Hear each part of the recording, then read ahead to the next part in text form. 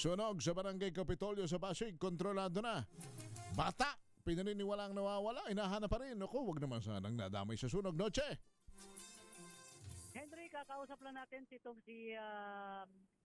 Fire Superintendent Leo Andiso, ang Fire Marshal ng Pasig City.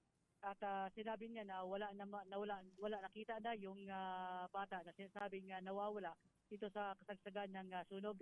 At ayon dito kay Superintendent, sir, live tayo. Okay lang. Live tayo sa DCRH.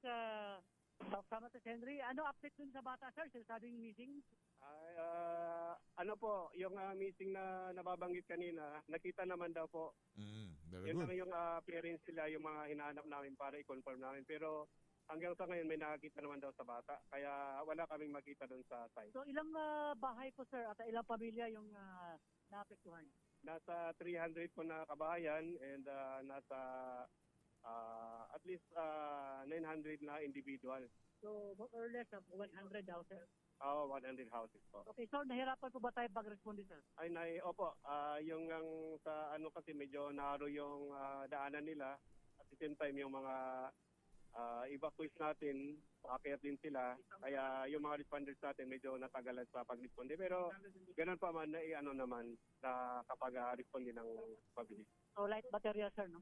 Opo, mga made of light materials, mga mixed materials. May mga concrete pero mas marami po yung light materials. Injured, sir, meron po ba?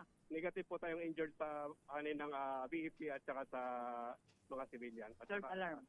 Third alarm po yung inabot. Okay, thank you very much. Si Fire Superintendent Leo Andiso, ang Fire Marshal ng Pasig City Bureau of Fire Protection. RH27, Eticakas DCRH, una sa Pilipinas, una sa Pilipinas.